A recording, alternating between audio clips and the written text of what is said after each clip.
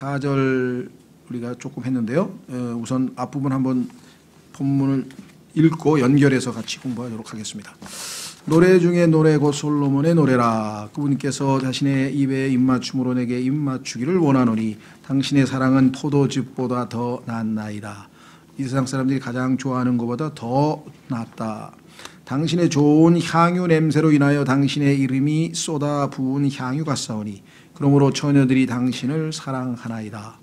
전 세계에서 가장 유명한 이름이고 가장 영향력 있는 이름이고 가장 아름다운 이름이고 가장 사랑스러운 이름, 그 이름이 바로 예수 그리스도라는 이름이죠. 나를 이끄소서 우리가 당신을 따라 달려가리이다. 주께서 나를 자신의 방들로 데려가셨으니 우리가 당신을 기뻐하고 즐거워하리이다. 우리가 당신의 사랑을 포도즙보다 더 많이 기억하리니 곧 바른 자들이 당신을 사랑하나이다. 자, 여기서 이끄소서 했을 때 우리는 조심하시라 그랬죠. 주님이 우리를 이끌어 가시지만 그때 우리가 마음을 열어서 주님을 받아들여야, 그래야 주님과 우리와의 교제가 시작이 되는 거죠. 주님께서 우리를 팔을 벌리고 지금 기다리고 이끌고 계시지만 이끄셨지만 우리가 마음을 닫고 냉랭하게 있으면은 정말 이 라오디게아 교회 사람들처럼 결국은 주님께서 노크를 하는, 그렇죠, 비극이 벌어지. 문을 닫고 있으니까. 그래서 그 중에서라도 혹시라도 마음문을 여는 사람이 있으면 주께서 들어가서 그들과 함께 정찬, 디너, 식사, 다시 말해서 교제를 하시겠다. 이렇게 지금 말씀하고 있는 시대가 우리가 살고 있는 이와 같은 시대인데요.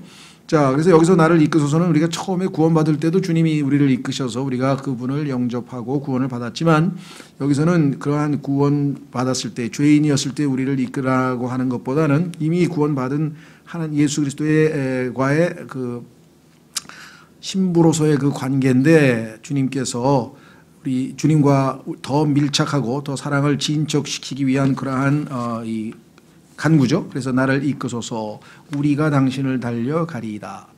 말씀드린 것처럼 우리는 혼자가 아니고 여럿이라 했습니다. 그래서 혼자가 아니고 이 주님을 따라갈 때 우리는 함께 무리를 지어서, 그래서 우리가 이것을 회중이라 그러죠. 모임 같이. 자, 우리가 당신을 따라가리이다.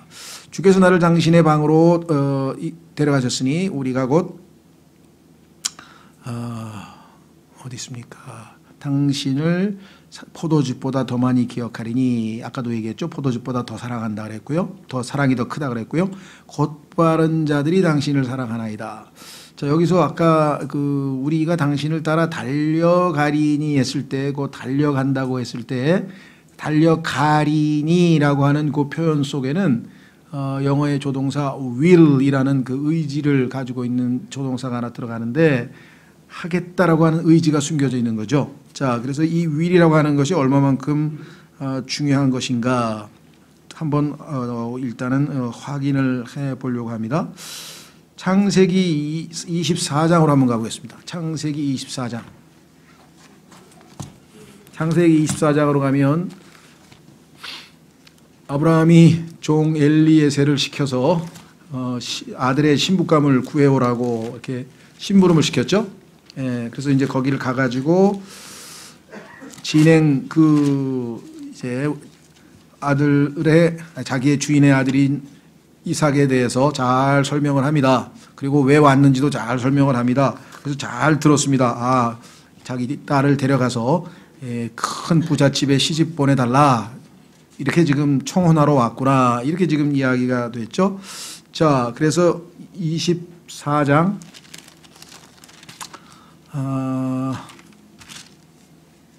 5절을 보시면, 24장 5절을 보시면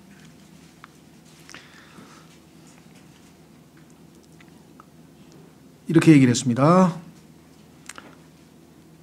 아브라함이 이제 뭐라고 심부름을 시키니까 종이 아브라함에게 이제 질문하는 장면이에요. 그 종이 그에게 이르되 혹시 여자가 나를 따라 이 땅으로 오려하지 아니하면, 이때 오려하지 아니하면이라고 하는 이 그 표현이 바로 의지가 담긴 거예요. 그래서 영어에 will not be willing to follow라 해서 will not이라는 말이 들어가 있죠.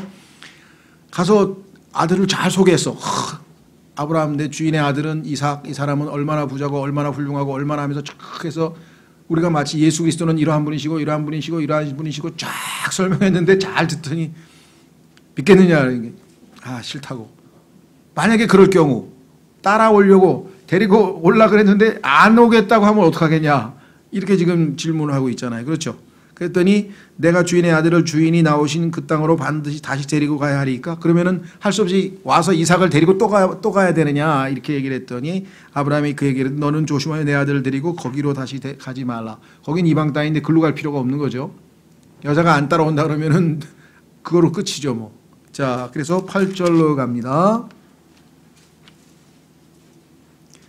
만일 그 여자가 너를 따라오려 하지 아니하면 내가 나의 이 맹세에서 풀려나려니와 오직 내 아들을 데리고 거기로 다시 가지는 말라 하니라. 내가 거기서 떠나와서 지금 하나님 품으로 왔는데 어디 또 다시 그 옛길로 옛 세상으로 다시 돌아가느냐 하면서 아브라함이 그렇게 답변을 하죠. 그렇죠? 자, 그랬더니 진행되다가 드디어 그 여자가 이제 물어봅니다. 외삼촌하고, 그러니까 아버지하고 그다음에 그 아들하고 이 라반하고 라반의 아들하고 그다음에 이 엘리에셀하고 셋이서 쭉 얘기를 마치고 좋다 이거야. 그런데 그 내 딸이 가려고 하는지 안 가려고 하는지 잘 모르니까 그래서 한번 물어봅니다. 이제 58절로 갑니다. 24장 58절로 가보면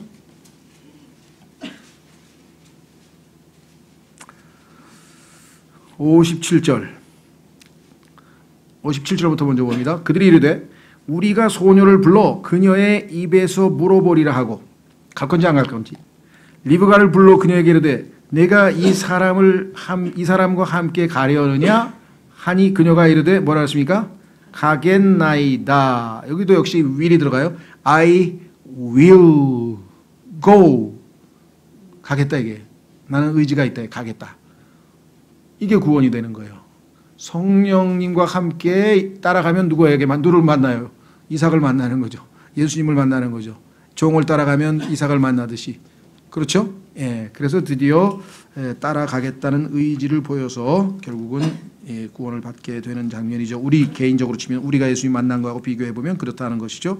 그래서 성경에 보면 예수님을 믿을 때도 마찬가지. 그 다음에 출애굽기 25장 2절로 가보겠습니다. 출애굽기 25장 2절.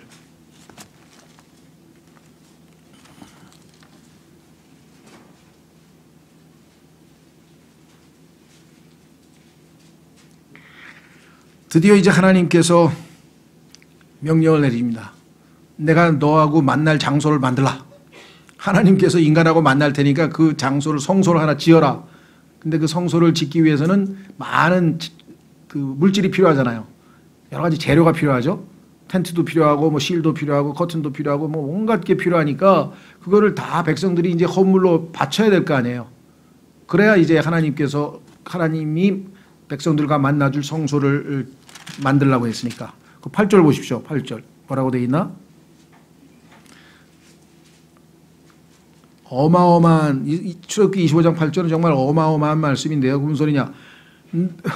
또 내가 그들 가운데 거하도록 그들이 나를 위해 성소를 만들게 하라. 이게 임마누엘의 하나님의 핵심 사항이죠. 함께 하겠다 이게 내가. 너희 같은 죄인들이지만 내가 함께 할 테니까 그 장소를 만들라 하나. 그래서 지금 성소 거룩한 장소를 만들라고 지금 얘기를 했습니다.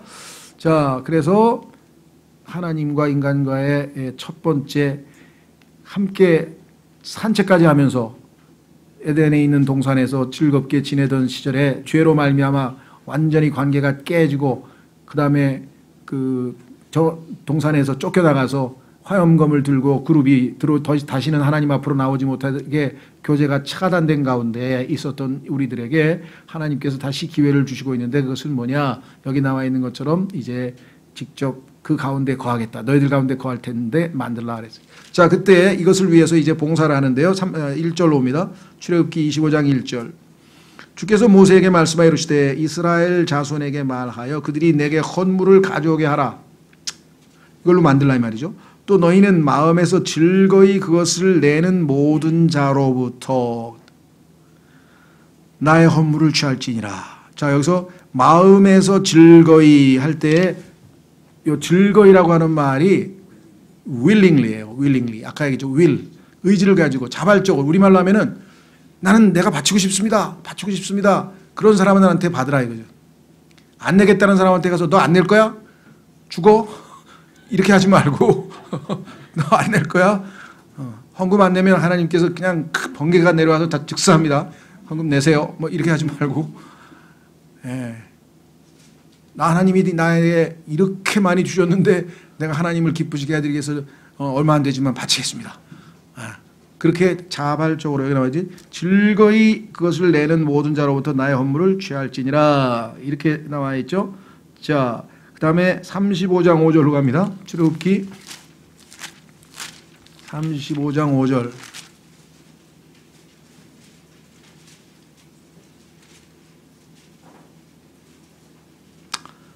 드디어 이제 성막을 지으려고 실체, 이제 아까는 계획만 말씀한 거고 이번에는 실제 이제 시작이 됩니다. 4절부터 모세가 이스라엘 자손의 온 회중에게 말하 이르되 주께서 명령하신 것이 이러하니라 말씀하시기를 너희는 너희 가운데에서 주께 드릴 헌물을 취하라. 마음에서 자원하는 자는 누구든지 주의 헌물을 가져올지니. 여기 또 나와 있잖아요. 자원하는 자, 마음에서 willing heart, willing heart, 마음이 원하는 자. 그렇죠. 여기서 오늘 교회 올 때 윌링 하트로 안 오고 야 오늘 교회 안 갔다가 태풍 다음 또 태풍 불 때 우리 집 무너지면 어떡하지? 그래 겁나가지고 오신 분 계신가요?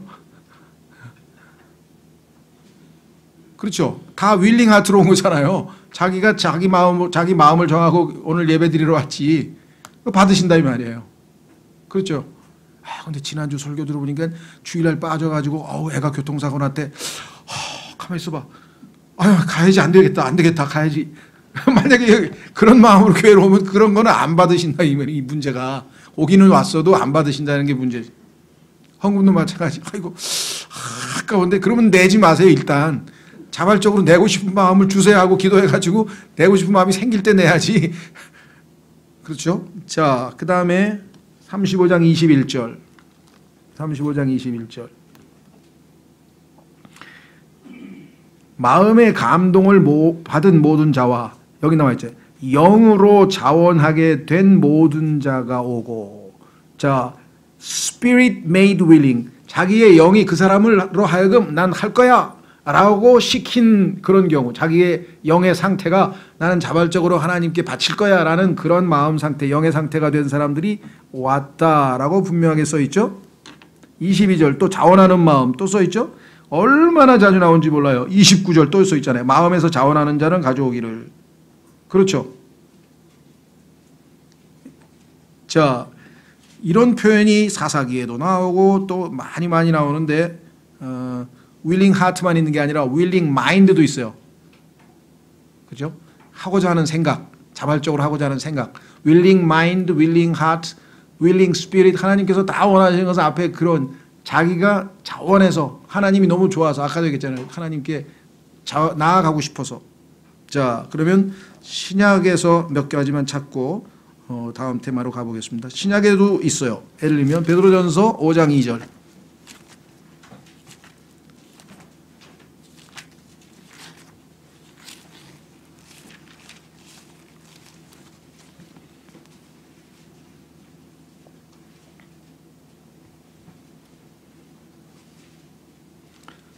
자, 1절서부터 보시면요. 너희 가운데 있는 장로들에게 고면하노니 나 역시 장로요 그리스도의 고난의 증인이요 또한 앞으로 나타날 영광에 참여할 자니라. 너희 가운데 있는 하나님의 양떼를 먹이고 감독하되. 여기 뭐라고 했습니까? 억지로 하지 말고 여기 나와 있네요. 자진해서 하며. 이 자진해서가 willingly예요. willingly. 자발적으로 해서 형제자매들을 돌보고 같이 기도도 해주고 상담도 해주고 또 이와 같이 자발적으로 형제자매들을 잘 돌보라고 하는 것이 장로들에게 주어진 책무다라고 성경에 있고요. 그 다음에 한 구절만 더 찾겠습니다. 너무 많이 찾으면 하여간 신약에도 있고 구약에도 있고 하여간 하나님께서는 항상 하나님 앞에 나아오든 바치든 하나님과의 관계는 전적으로 자기가 의지적으로 자발적으로 책임하는 거지 조금이라도 뭐 의무감이나 두려움이나 이런 것으로 하게 되면 하나님께서는 제대로 된 교제를 할 수가 없다. 고린도후서 8장 12절. 고린도후서 8장 12절.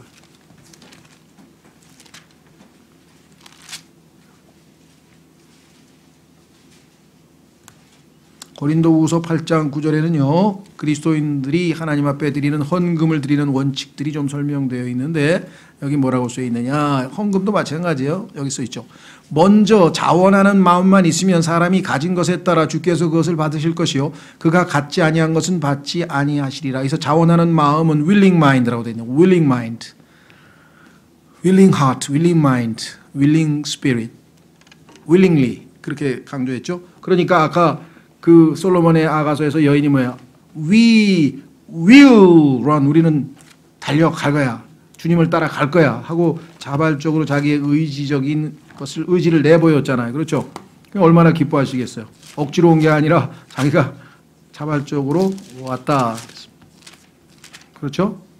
네. 다시 돌아오셔서 아가서 1장. 지난번에 오늘 오셨나 안 오셨나 잘 모르겠나. 하여간 그 수련회 때 어떤 자매님이 그 간증을 한번 하셨어요. 자기가 I will 결정했다. 의지력으로 그렇게 하기로 뭐 수요일 날 나오기로. 그래서 자기가 마음만 먹었더니 그게 그렇게 어렵지 않더라. 마음 먹으면 안 될 게 뭐가 있어요. 그렇죠? 자, 그래서 하나님 앞에서의 신앙은 그렇게 어려운 건 아니에요. 내 뜻대로 의지를 정하면 하나님이 도와주시는 거예요. 정말 마음을 확실하게 정했느냐, 그거를 의사표시만 확실하게 하면 그때부터 하나님께서 얼마든지 도우실 수가 있겠죠. 자, 그 다음에 우리는 5절로 갑니다. 오, 너희 예루살렘의 딸들아, 내가 검지만 아름다우니. 그러니까 예루살렘의 딸들은 우리가 아시다시피 당연히 유대인들이겠고요. 자, 이방인 여인이네요. 내가 검지만 아름다우니 게다라의 장막들과도 같고 솔로몬의 휘장들과도 같으니라 그랬습니다. 검다. 성경에 보니까 이 검다라고 하는 말은 성경에서는 거의 대부분 예외적으로 아주 파워풀하다, 힘세다, 머리털 색깔이 아주 검다 그러면 아주 힘에 넘친다라고 하는 뉘앙스를 갖는 몇 구절을 제외하고는 처음부터 끝까지가 다 부정적입니다. 검다. 우리나라에 오신 외국 분들이 몇 가지 이상한 일들을 얘기하는데 그 중에 하나가 뭐냐면요. 왜 한국 사람들은 차 색깔이 검정색 아니면 흰색 아니면 은색이 왜 이렇게 차 색깔이 그렇게 다 그런 색깔밖에 없냐고 물어본대요. 외국 사람은 차 색깔이 굉장히 다양한가 보죠. 그래서 그게 무슨 이유가 있는 건 아닌지 좀 모르죠. 우리도 잘 튀는 거 싫어해서 그러나. 하여간 어쨌거나 그래서 검은색, 우리는 보통 검은색 하면은 좀 이렇게 두 가지 하나죠. 권력 기관의 최고 높은 사람이나 대통령 포함해서 약간 뭐 이런 사람들이나 아니면 뭐 이 좀 주먹세계의 그런 사람들이 검은색 집차나 검은색 차를 쫙 타고 나타나잖아요. 예, 그래서 약간 검정색이라고 하는 것 자체는 성경에서 처음에 등장할 때 검은색 새가 마귀를 상징하는 것으로 나타내고 예표되는 것으로 나타나고 항상 검은색은 성경에서 부정적으로 나왔어. 당연히 여기서도 지금 검지만 그랬잖아요. 검기 때문에가 아니에요. 그렇죠? 내가 여기 보면 분명히 내가 검지만 뭐라고 했나요? 아름답다 했잖아요. 이 벗이라고 하는 것은 반대말이잖아요. 역전. 검지만. 그러나. 그런데 검기 때문에 아름답다. 이거는 뭐 성경에서 가지고 오긴 가져왔는데 성경에서 뭔가 명언을 만들긴 만들었는데 성경적인 기본 원칙하고는 반대가 됐죠. 이 미국의 소위 말하면 흑인들의 인권 운동, 흑인들이 뭐 착취도 물론 많이 당했고요. 예, 그래서 흑인들의 인권 운동을 하는 사람들 중에 뭐 제일 많이 알려진 사람은 마틴 루터 킹이라고 하는 그 침례교 목사가 한 사람이 있잖아요. 그렇죠? 예, 그 사람이 나서서 아주 뭐 흑인 인권 운동의 대부처럼 이렇게 알려져 있는데 하여간 그 사람은 뭐 예를 들면 이 제도, 흑인들에게 불리한 제도를 고친다든가 예를 들면 뭐 버스를 타는데 흑인 애들 스쿨 버스가 따로 있고 뭐 백인 애들 버스가 따로 있고 뭐 이런 것들을 뭐 고친다든가 해서 제도적으로 흑인들의 어떤 인권이나 지위를 향상시키는데 뭐 나름 뭐 부정적인 일도 엄청나게 했지만 하여간 그런 나름 기여했다고 알려진 사람인데 가만히 보니까 그것만 가지고는 문제가 해결이 안 되더라는 거죠. 왜냐하면 흑인들 자신이 가지고 있는 일종의 열등감이라는 게 있잖아요. 근데 그게 그대로 남아있는 한, 그런 외향적인 제도 개선으로는 흑인들이 진정으로 어떤 자부심이나 자긍심을 갖기가 어렵다. 예. 그래서 이제 이 흑인들 자체에 대한 어떤 자긍심을 심어주는 어떤 그런 훨씬 더 심오한 어떤 이 내면적인 혁명이 필요하다. 뭐 이렇게 주장한 또 흑인 지도자가 있어요. 근데 그 사람이 말콤 X라는 사람이 있는데 어느 날 보니까 그 흑인 여자가 가게에 가서 스타킹을 사는데 무슨 색깔로 드릴까요? 그랬더니 살색으로 주세요. 그래 스킨 컬러. 그래서 이렇게 쳐다보다가 검정색을 줬더니 검정색 말고요. 살색으로 달래니까. 그러니까 본인의 이 검은 피부에 대해서 부정적인 이미지를 갖고 있으니까 검정색 말고 살색 달라는 얘기는 스킨 컬러 그랬으니까 지금 흑인이 스킨 컬러 그랬으니까 이게 주인은 뭣도 모르고 스킨 컬러대로 달라는 소리인 줄 알고 검정색으로 줬는데 이제 이게 상징적인 그러니까 그만큼 열등감을 가지고 있는데 이 생각을 배제하지 않고서야 어떻게 흑인이 진정으로 인간답게 살겠느냐. 그래서 아주 그런 얘기를 하면서 내건 게 성경에 나온 이거예요. Black is beautiful. 검은 게 아름다운 거다. 이렇게. 검은 게 아름다운. 성경은 검은 게 아름다운 게 아니고 검지만 나는 검고 더럽고 추하지만 그러나 예수님이 나를 구원하셔서 나를 변화시키셔서 지금 나는 아름답게 되었다라고 하는 얘기를 하고 싶은 거죠. 그래서 오해하시면 안 됩니다. 그래서 하여간 뭐 그런 뭘 비하하자는 얘기가 아니라 그런 에피소드가 여기에 담겨져 있어요. 그래서 일단은 성경에 보면요. 파라오의 아내가 될 그 술람미 여인, 여기 솔로몬과 상대가 되는 여인은 파라오의 딸과 결혼했는데 그 파라오의 딸이라고 열왕기상 3장 1절에 나와 있습니다. 그런데 파라오는 이집트의 왕이잖아요. 이집트 왕을 파라오라 그러고 또 어떤 몽골의 왕은 징기스칸 할 때 칸이라 그러고 뭘 붙이잖아요. 그러니까 파라오는 그러니까 이집트 황제 칭호 아니에요? 그러면 파라오의 딸이면 이집트 출신이고 이집트는 성경에 보면은 함족, 셈, 함, 야펫 했는데 함족에 속해 있고 그 이집트 사실 말하면 아프리카라고 하는 나라를 성경에서 뭐라고 표현했냐면 the land of Ham, 함의 땅이라 이렇게 써 있어요. 그러니까 함이란 단어는 히브리어로 뭐라고 해야 하나? 검게 탄이란 뜻이에요. burnt black. 그러니까 검게 탄이란 뜻이에요. 이 표현 자체, 의미 자체가 함이라는 단어 자체가 따라서 성경에서 이 사람이 출신이 흑인이었을 가능성은 성경적으로 충분한 거죠. 자, 그뿐만 아니라 이 흑인이라고 하는 것은 우리 영적으로 보자면 우리가 예수 그리스도를 믿기 전에는 믿고 나면 우리가 어떻게 됩니까? 눈같이 하얗게 되고 양털같이 하얗게 되는데 그전에는 뭐예요? 시커멓다 이거예요. 우리도 시커멓게 더럽고 추하고 그런 영적인 의미가 담겨져 있는 건데 성경에서 보면은 이 흑인이 하나님께 순종했을 때에는 엄청난 축복을 받았습니다. 성경적으로. 예를 들면 최초로 신약 방식대로 지금 우리가 복음을 듣고 하나님의 은혜로 최초로 믿음으로 구원받은 사람이 사도행전 8장에 보면 이티오피아 넷이에요. 흑인이에요. 신약적인 복음을 듣고 최초로 구원받은 사람이 이티오피아 넷인 흑인이라는 사실. 그렇죠. 그리고 아프리카에 나와 있는 흑인들이 성경에서 노예로 등장하잖아요. 함은 노예 중에 노예가 되리라 하고 성경에서 하나님께서 지금 저주를 내린 것을 우리가 창세기 9장에서 볼 수 있잖아요. 그런데 우리도 뭐예요? 죄를 지어서 너희는 죄의 종이라. 우리도 죄의 노예였다는 거죠. 우리하고 함하고 다를 게 하나도 없었다는 거예요 지금. 그렇죠. 그래서 지금 하나님 앞에서 자신의 있는 모습 그대로 우리의 과거의 죄인이었던 모습을 그대로 고백하며 나는 검지만 난 검습니다. 그렇습니다. 저는 죄인입니다.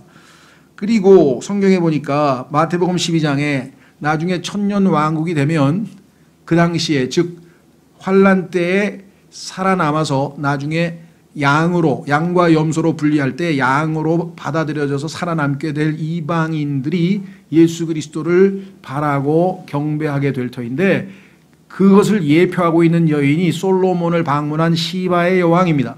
시바의 여왕이 흑인 여인인데 아라비아에, 그 여자도 솔로몬에 와서 경배하는데, 이것은 천년 왕국 때의 솔로몬이신 예수님께 이방의 모든 민족들, 그중에 대한민국도 있을 거예요. 일본도 있고 중국도 있고 다 예수 그리스도를 경배하러 가는 것을 예표하고 있는데, 그것도 역시 흑인으로 성경에 나옵니다. 자, 한번 확인해 보겠습니다. 우리 사도행전 성경 전체를 보면 여기서 검다는 얘기가 그냥 나온 게 아니고 성경 전체에 관통하는 일관성 있는, 사도행전 15장을 보시면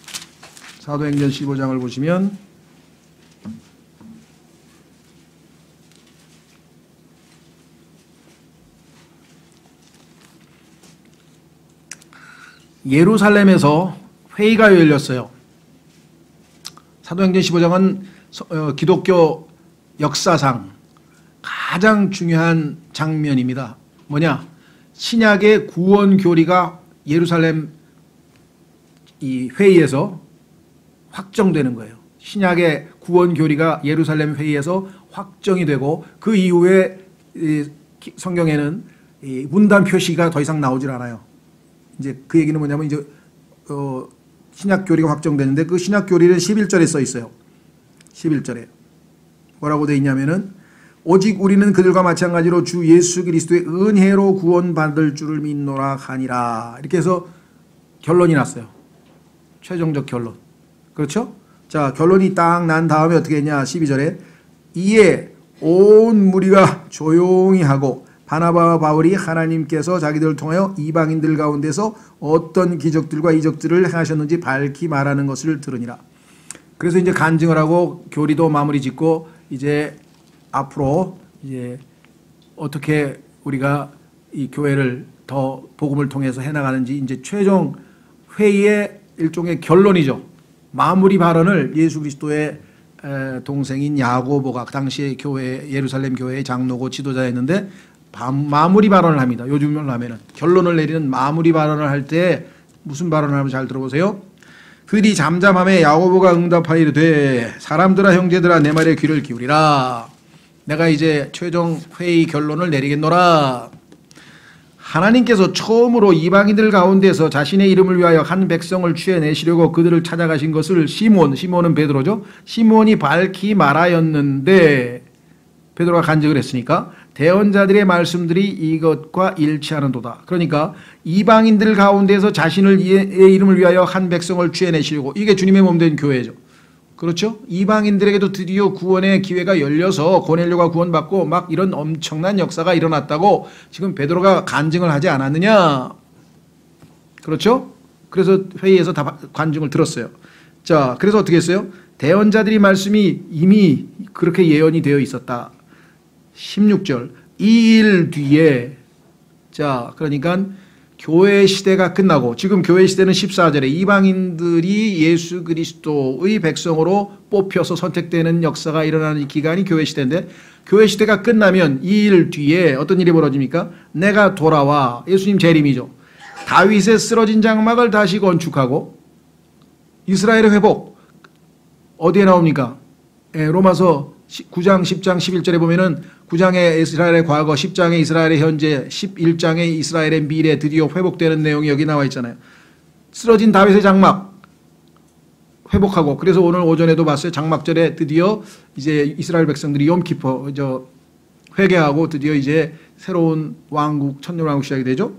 내가 그것이 허물어진 것을 다시 건축하며 내가 그것을 세우리니, 이것을 우리는 이스라엘의 회복이라고 하는 교리로 설명합니다. 자, 이것은 이렇게 되면 어떻게 돼요? 사람들 중에서 남은 자들과 내 이름으로 불리는 모든 누구요?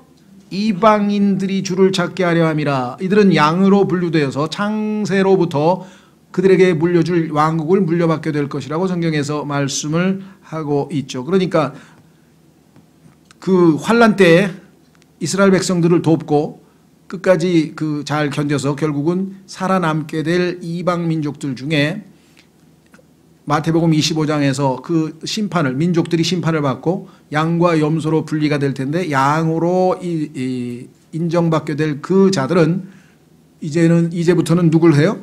주를, 예수 그리스도를 찾게 되는 거죠.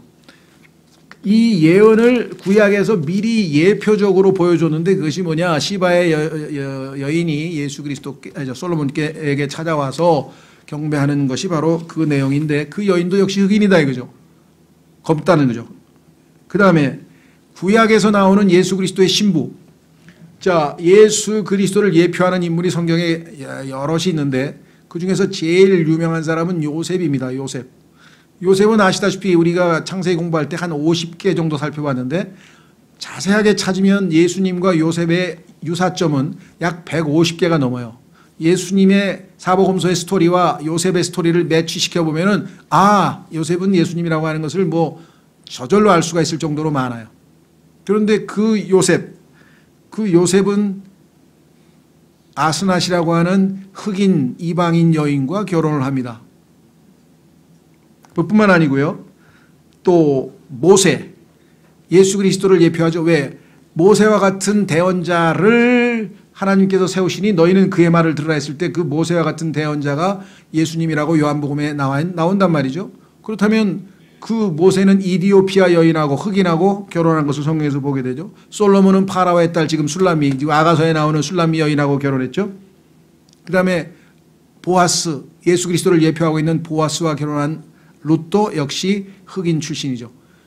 쭉 보면은 성경에서 우리가 왜 영적으로 이 검다고 고백했느냐, 이 여인이 단순히 그냥 어떤 인종적으로 검은색 피부를 가지고 있는 것뿐만 아니라 그것이 의미하는 바가 성경 전체를 통해서 일관성 있게 관통을 한다라는 사실을 우리가 기억해야죠. 그래서 black is beautiful이 아니라 black but beautiful. 검어요. 그러나 아름다워요. 아주 환골탈태한 거죠. 아름답게 된 거죠, 우리가. 자, 그래서 다시 돌아옵니다.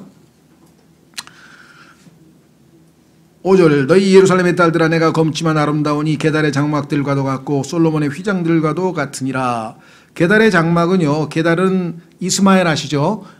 이삭의 형 이스마엘의 둘째 아들의 이름이 게달이고요. 그 게달은 아라비아 민족의 조상이고요. 그래서 성경에 보면은 에스겔서라든가 이런 데 보면 양이나 그 염소를 사고 파는 그러한 사람들이고, 이 사람들의 특징은 뭐냐면 그런 양 가죽, 특히 여기는 염소 가죽이죠. 염소 가죽을 가지고 휘장, 그들이 거주하는 그 텐트 만드는 재료로 사용합니다. 그래서 게달의 장막이라고 하는 것은 비유법이죠. 우리도 그렇죠. 먹물처럼 새카맣다 뭐 이런 식으로 해서도 그런 비유를 썼는데 이 사람들이 이미 유명한 게달의 장막이라고 하는 것이 알려졌죠. 우리도 전주 비빔밥 뭐 이런 식으로 지명이 나오는 거예요. 게달이라는 지역의 장막, 그러면 그 최고품으로 쳐준다.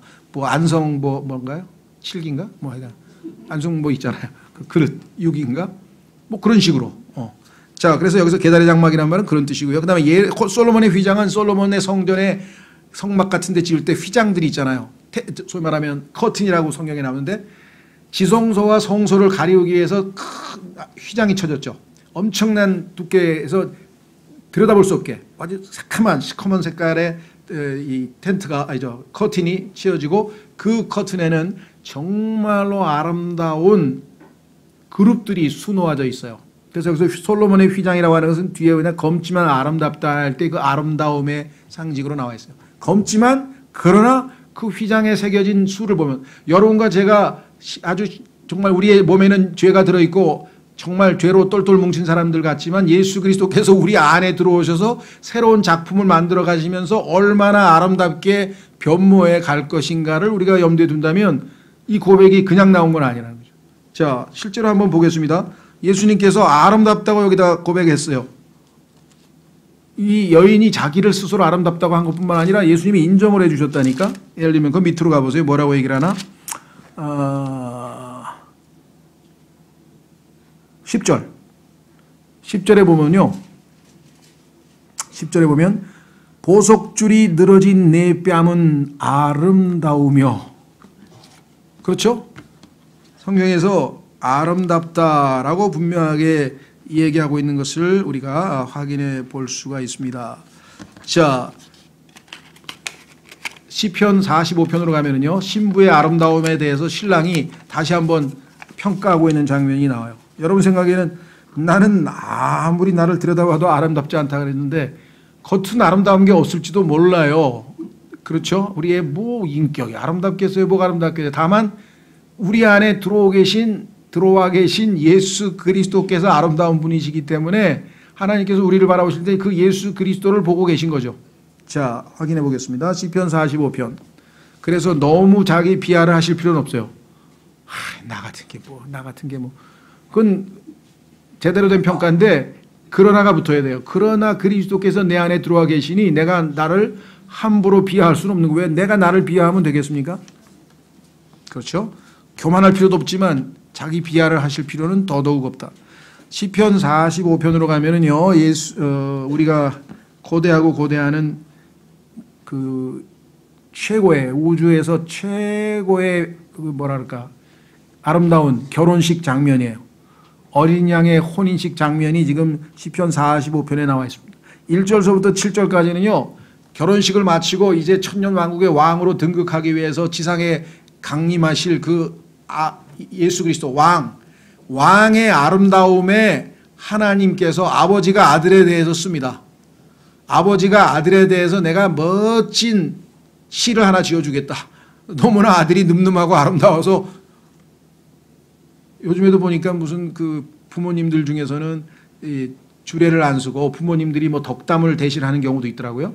그냥 그렇게 해서 주례 없는 뭐 그게 옳은지 그건 잘 모르겠습니다만은 그래서 뭐 이제 뭐 아들아 뭐 잘 커졌구나 뭐 어쩌고저쩌고 하면서 이제 막 아버지가 아들을 그렇게 칭찬하는 장면 이게 어디서 들은 얘기인데 이게 성경에 있는 얘기였어요.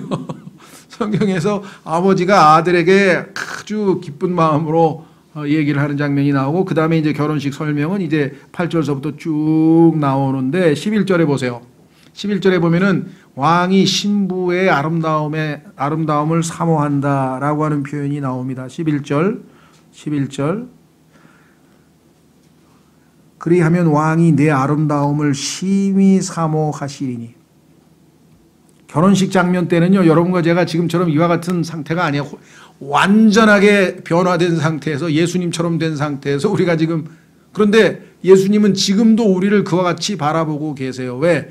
이미 완성된 모습으로 성경에 보니까 여러분과 제가 이미 어떻게 됐다 그랬냐. 자, 여기 지금 한 구절만 더 보겠습니다. 11절에 분명하게 몇 절이에요? 몇 절 봤죠 우리가?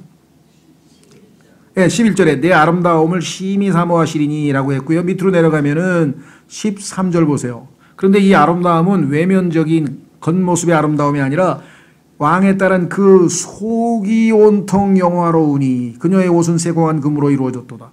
외적인 아름다운 금으로 된 옷도 있지만 속이 온통 영화롭다. 속이 온통 영화롭다. 이미 우리가 온통 영화롭게 된 것으로 성경은 우리를 인정하고 있어요. 확인해 보겠습니다. 로마서 8장. 물론 하나님께서 우리를 보실 때는 그렇게 평가하세요. 그런데 우리가 우리 자신을 보면 훨씬 거기에 아직 못 미치고 과정에 있죠. 가는 과정에 있죠. 그러니까 교만할 수는 당연히 없는 것이지만 그렇다고 해서 하나님께서 우리를 인정하시는 것을 우리가 안다면 훨씬 더 동기부여가 되겠죠. 야, 내가 이 땅에서 인내하고 주님을 끝까지 따르다 보면 주님과 같이 그렇게 아름답고 영화로운 존재가 될 것이구나. 약속이 돼 있구나. 그렇죠? 확인해 보겠습니다. 로마서 8장. 여기에 보면 뭐 이상하다 이게 무슨 뜻이지? 이렇게 돼 있어요. 자, 보세요. 찾았습니까? 예. 29절부터 보시면 29절, 8장 29절. 그분께서는 자신이 미리 아신 자들을 또한 예정하사 자신의 아들의 형상과 같은 모습이 되게 하셨나니. 여러분과 저를 예수님과 똑같은 모습이 되게 하셨어요. 이것은 그분이 많은 형제들 가운데에서 처음 난 자가 되게 하려 하심이라. 그 다음 보세요. 뿐만 아니라 그분께서는 자신이 예정하신 그들을 또한 어떻게 했다고요? 부르셨다. 그 다음에 이게 지금 영어로 다 우리는 지금 연결하다 보니까 맨 끝에 과거 시제 하나만 쓰지만 다 과거 시제로 되어 있습니다. 부르시면 부르셨고 자신이 부르신 그들을 또한 의롭게 하셨고 자신이 의롭다 하신 그들을 또한 영화롭게 하셨느니라. 부르셨다? 이해가 돼. 왜? 예수님이 나 불렀으니까 주님한테 갔었잖아요. 의롭게 하셨다? 예수님을 믿는 순간 나를 의롭게 하셨다. 맞아요. 근데 영화롭게 하셨다? 아닌데? 난 아직 영화롭게 안 됐는데. 내 몸이 지금 아직 썩을 몸인데 영화롭게 영광스러운 몸으로 안 바뀌었는데 나 아직. 바뀌었어요? 안 바뀌었는데 왜 과거 시제로 돼 있지? 여기 당연히 우리가 의심이 날 거 아니에요. 그럴 리가. 왜 과거가 된다 그랬어요? 하나님께서 나를 보시면 이미 완성품이에요. 그렇죠? 예, 그래서 지금 신부를 바라보는 그분은 완성된 모습으로 우리를 지금 바라보고 계신 거예요. 그래서 영화롭게 되었다. 그런데 다른 성경에 보면은 미래에 우리는 주님처럼 영광스럽게 될 것이다. 미래 시제로 되어 있는 구절도 많아요. 왜? 우리 쪽에서 보면 미래야. 근데 하나님은 과거, 현재, 미래가 없어. 이미 다 끝났어.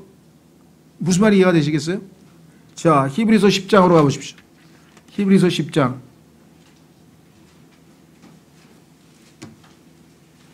성경이 읽다 보면요. 아니, 여기서는 분명히 벌써 영화롭게 됐다 그랬는데, 저기 가면은 영화롭게 될 것이라 그러고, 구원을 받았다 그랬는데, 구원을 받을 것이라 그러고, 왜 그럴까요? 예, 하나님이 보시는 관점하고 우리가 보는 관점하고 달라요. 자, 여기도 마찬가지. 히브리서 10장에 보시면 14절. 그분께서는 거룩히 구별된 자들을 단 한 번 헌물을 드림으로 영원토록 완전하게 뭐라고요? 하셨느니라. 우리 완전하게 됐대요. 근데 왜 또 히브리서에서는 완전함을 향해 나아가자? 아니, 가만있어 봐. 완전하게 됐는데 왜 또 완전함을 향해 나아가? 혼동하시면 안 된다 그랬죠. 하나님이 보실 때는 이미 우리 완전하게 됐어요. 영광스럽게 됐어요. 하나님은 이미 완성품이에요. 그렇기 때문에 우리가 기도하러 나갈 때 받아주시는 거예요. 왜? 완성품이 아니고 덕지덕지 뭐 흠이 있고 결함도 있고 뭐 막 온갖 죄가 있고 그다음에 주름살이 있고 막 그런 상태로 거룩하신 하나님 앞에 어떻게 나가요? 하나님은 예수 그리스도로 옷 입고 있는 모습으로 우리를 받아주시기 때문에 100% 완전하기 때문에 떳떳하게 믿음으로 들어가는 거잖아요. 믿음으로 담대하게. 그렇잖아요. 여기도 마찬가지예요. 그래서 이 여인이 아름답다고 했을 때에는 자신의 현재 상태가 아니라 주님께서 자신을 바라볼 때 그렇게 인정해 주신다 이 말이죠. 자, 다시 돌아오셔서 아가서.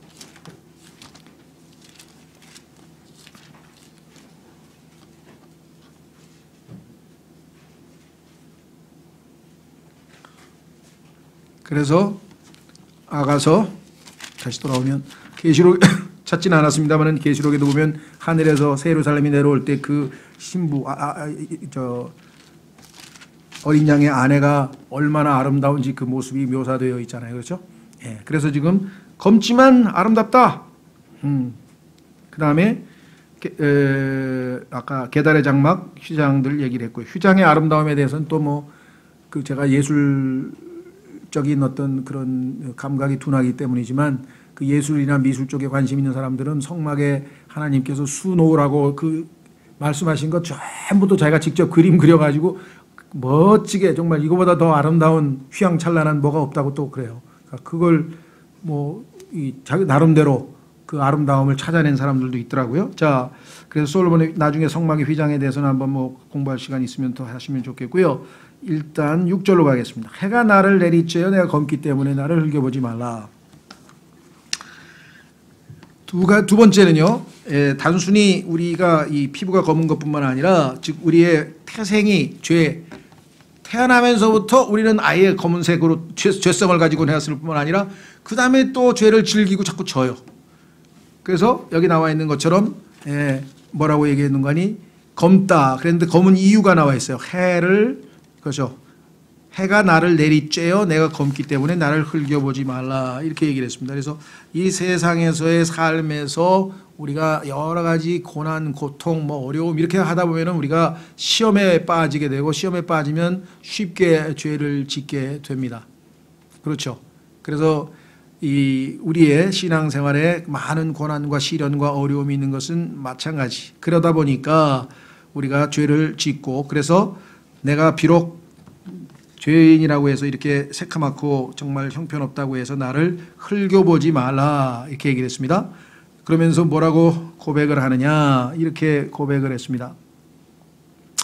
여기서 흘겨본다는 얘기는 뭐 아시죠? 이렇게 비웃듯이 우리도 이 세상에서 그리스도인이라고 했을 때 아이고 그렇게 고상하신 그리스도인이세요? 이런 사람 없어요. 예수쟁이셔요? 아이고야 몰랐네. 그래서 벌써 삐딱하게 나오죠. 그렇죠. 그렇게 좋은 쪽으로 받아들인 사람 별로 없어요. 대부분 보면 갑자기 눈꼬리가 탁 올라가면서 예수쟁이시구나 이렇게 얘기를 하지. 아이고 그리스도인이셔요? 뭐 이런 사람은 없어요. 그런 거 고대하시면 안 되고요. 예수님께서 너희가 세상이 나를 미워했기 때문에 당연히 너희도 미워한다 그랬어요. 물론 우리의 아주 훌륭한 간증을 보고는 그걸 부인할 수 없으니까 인정은 할 수는 있죠. 그렇게 살라고 또 얘기를 했고요. 성령 안에서 의와 희락과 화평 가운데서 주를 섬기라고 했죠. 자, 그 다음에 내 어머니의 자녀들이 내게 노하여 나를 포도원 지키는 자로 삼았거니와 나는 내 포도원을 지키지 아니하였노라. 성경적으로 치자면, 교리적으로 치자면 이 포도원은 이스라엘입니다. 사실은. 왜냐하면 이사야서 5장에 보면은 그 포도원은 이스라엘이라고 성경이 해석되어 있어요. 그러나 여기서 우리는 주님과 우리와의 영적인 관계로 예표적으로 봤기 때문에 나중에 이 포도원을 이스라엘 사람들에게서 빼앗아서 이방인들에게, 다른 민족에게, 주님께 순종할 다른 민족에게 주셨다고 예수님께서 마태복음에 말씀하셨잖아요. 그래서 우리 그리스도인들에게도 얼마든지 적용이 가능한 거예요, 영적으로. 그래서 자, 의견은 우리 영적으로 한번 해보십시다. 정말 여기 보시면 내 포도원이 있어요. 자, 포도원에서는 포도를 잘 가꾸어서 궁극적인 목적은 뭡니까? 열매를 따는 거죠. 열매를 따서 그걸로 많은 사람들을 즐겁게 하고 본인도 즐겁고. 그런데 지금 본인의 포도원은 돌볼 수도 없이 지금 딴 사람들의 포도원을 돌보느라고 결국은 자기 걸 소홀하게 했죠. 우리 신앙생활에 있어서 우리도 열심히 자기 봉사 또 다른 그러니까 주님을 섬길 수 있어. 다른 많은 일을 다 할 수 있고 사회적인 봉사도 할 수 있고 직장에서의 동호도 할 수 있고 뭐든지 다 할 수 있지만 그러나 제일 중요한 거는 주님과 나와의 관계에서 주님께서 나에게 맡기신 내 포도원에서 열매를 내서 나를 통해서 주님께서 풍성한 열매를 잡수실 수 있도록 성령의 열매가 내 안에서 풍성한 것이 우선이고 그 다음에 다른 사람들이 열매 맺는 삶을 살 수 있도록 도와줘야 되잖아요. 그렇죠? 그래서 성경에 명령할 때도 뭐라고 얘기했는가 하니 에베소 장로들에게 사도행전 20장에서 바울이 너와 내 양떼에 주의를 하라. 먼저 너 자신부터 주의를 기울이고 자기 자신에게 주의를 기울이고 바울이 디모데에게 할 때도 마찬가지예요. 너와 내 양떼에게 주의를 기울이니까 본인 자신에게 먼저 집중해야죠. 하나님과 자기 자신과의 관계가 삐뚤어서 마음은 평안도 없고 기쁨도 없고 그냥 엉망진창인데 어떻게 해서 다른 사람을 돌볼 수가 있겠습니까? 근데 혹간 우리가 주어진 의무라 그럴까요? 그런 걸 열심히 하다 보면은 주님과의 우리의 관계가 소원해지고 문제가 발생할 수 있는 경우가 덜어 있잖아요. 그렇죠? 그런 것들은 바로 잡으라 이 얘기죠. 그래서 우리 어디입니까? 디모데 후서에서 보면은요, 농사 짓는 농부가 열매에 먼저 참여하는 것이 맞다 했을 때는 우리가 생각할 때는 내가 농사 열심히 지었으니까 열매 따면 나부터 먹어야지. 농부가 먼저 먹어야 된다. 이렇게 지금 해석하는데 문맥을 보면 그게 아니고 봉사에 관한 개념이거든요. 농부가 그 열매 맺는 일에 자신을 투자해서 열매를 맺혀야지 자기부터 그 노력을 해야지 다른 사람 시킬 수는 없는 거잖아요. 그러니까 자기부터 먼저 참여해야 된다는 얘기죠. 여기도 마찬가지 주님과의 우리와의 관계가 더 우선이 돼야 된다라고 하는 것을 우리가 영적으로 기억하시는 것이 좋겠다. 그렇죠? 자, 그래서 여기 지금 우리가 잘못하면 실수할 수 있는 내용들이 6절에 적혀 있습니다. 7절 오 나의 사랑하는 이여 죄송합니다. 오 내 혼이 사랑하는 이여 당신이 한낮에 당신의 양떼를 먹이며 쉬게 하는 곳을 내게 알려주소서. 어찌하여 내가 당신 벗들의 양떼 곁에서 곁길로 가는 자같이 되어야 하리까. 그래서 결국은 주님께 호소를 합니다. 내 혼이 사랑하는 이여. 성경에 보니까요, 보통 사랑하는 기관은 마음이거든요. 그렇죠. 그래서 마음으로 사랑한다고 하는 것은 우리의 그 감성, 마음의 이 감정과 관련된 기관이고요. 혼이 사랑한다고 할 때는 굉장히 의지가 거기에 들어가 있는 거예요. 그래서 마음으로, 즉 감성적 사랑보다 훨씬 더 강하게 갈망할 때 내 혼이 사랑하는 이여 이렇게 표현을 합니다. 그러니까 주님께서 뭐라고 했냐면은 우리가 주님을 사랑하는데 마음을 다하여, 혼을 다하여, 생각을 다하여, 힘을 다하여, 이렇게 어떤 경우에는 3개만 써 있고 어떤 경우에는 그렇죠. 근데 마가복음에 보면 이 4가지가 다 써 있어요. 주 내 하나님을 내 마음과 혼과 생각과 힘을 다하여라. 그러니까 우리의 몸과 마음, 혼, 전 인격을 다해서 약간 모든 걸 다해서 우리 전체를 다 그분께 사랑하는 데 드려라라고 하는 표현으로 나와 있습니다. 그게 제일 중요한 첫째 명령이라, 첫째 계명이라고 성경에 나와 있죠. 그래서 여기 지금 굳이 혼이 사랑한다는 얘기는 평범한 사랑을 넘어서는 어떤 좀 더 강한 사랑이라고 하는 것을 우리에게 좀 강력하게 보여주고 있는 것 같아요. 그렇죠? 예. 자, 그래서 이 7절에 보면은 양떼를 먹이는 이런 것들로 봤을 때, 아, 지금 신랑을 목자로서 지금 생각하고 있구나. 그렇죠? 목자.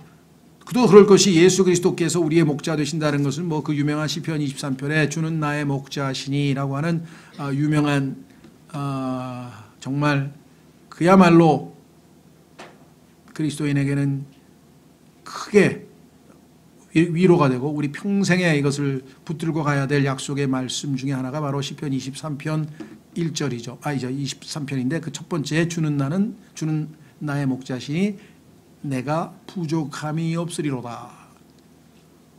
너무나 훌륭하고 뛰어난 목자가 계시기 때문에 양이 부족한 게 하나도 없다. 이렇게 지금 고백을 하고 있는 장면이 나옵니다.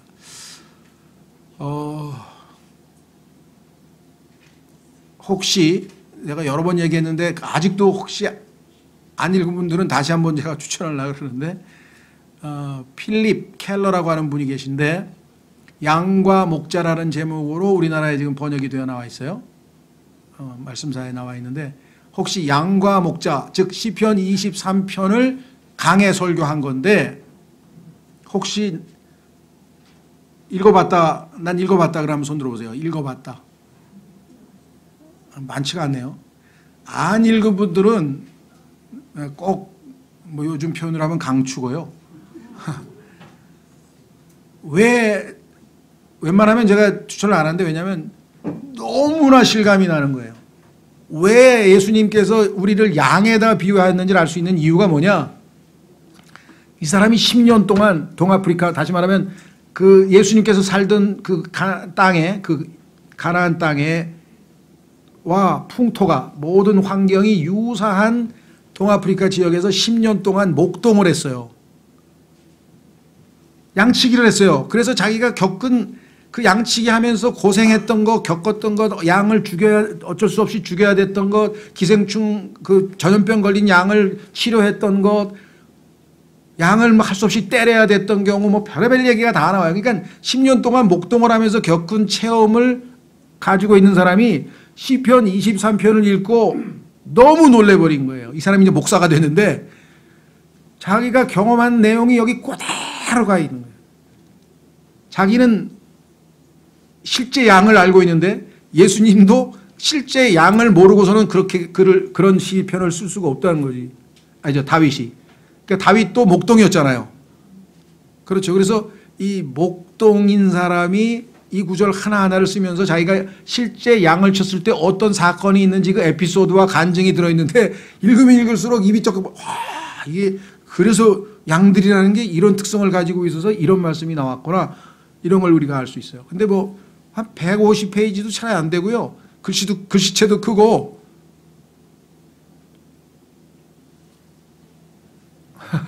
저는 나중에 양무리에서 떠나서 그냥 혼자 방황하는 양들을 발견하면 주려고 지금 제가 딱 몇 권 사놨어요. 나한테 오지 마세요. 왜냐면 다 줄 수는 없으니까. 제가 기도하다가 아, 저 사람 지금 목자에게서 떠나가지고 지금 뭐 방황하는 양물인가 본데 내가 기도하다가 이제 하나씩 드리는데 실감이 그렇게 뭐 읽으면 야, 이거 정말 기가 막히네.